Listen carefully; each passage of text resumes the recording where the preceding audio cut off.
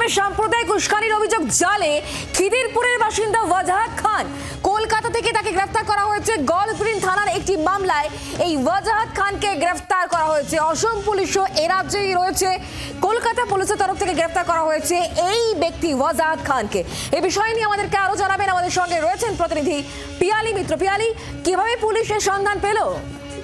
দেখো, পুলিশের একাধিক টিম কিন্তু কাজ করছিল এই ওয়াজাহাত খানকে ধরার জন্য। তার কারণ একদিকে ডিডি যেরকম সক্রিয় ছিল, তার পাশাপাশি এসএসজি ডিভিশনে গল্ফ গ্রিন থানাতে যেখানে মামলা রুজু হয় তারাও টিম গঠন করে তারা খোঁজ চালাচ্ছিল। কারণ ওয়াজাহাত খানের বিরুদ্ধে একদিকে অসম পুলিশ যেমন তাকে খুঁজছে, দিল্লি পুলিশ খুঁজছিল, মুম্বাই পুলিশ খুঁজছিল এবং কলকাতা পুলিশের কার্যত চিরুনি তল্লাশি চালাচ্ছিল ওয়াজাহাত খানের বিরুদ্ধে।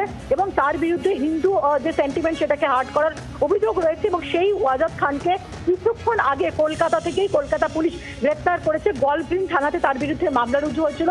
তার বিরুদ্ধেও একই অভিযোগ উঠেছিল, যেটা শর্মিষ্ঠা পানুলির বিরুদ্ধে ওঠে, যে শর্মিষ্ঠা যেরকম ভাবে ভাবাবেগকে আঘাত করে, ধর্মীয় ভাবাবেগকে, ঠিক একইভাবে তার বিরুদ্ধে অভিযোগ করে। এবং তাৎপর্যপূর্ণ যে শর্মিষ্ঠা কিন্তু এই ওয়াজাহাত খানের অভিযোগের ভিত্তিতেই গ্রেপ্তার হয়েছিল।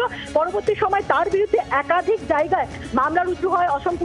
অসম পুলিশের টিম এখানে রয়েছে। আমরা জানি মুখ্যমন্ত্রী তিনি জানিয়েছিলেন যে অসমের পুলিশ কলকাতায় যাবে তাকে গ্রেপ্তার করতে, কিন্তু অবশেষে কলকাতা পুলিশের হাতেই কিন্তু গ্রেপ্তার হয়েছে ওয়াজাহাত খান, যাকে আগামীকাল আদালতে পেশ করা হবে।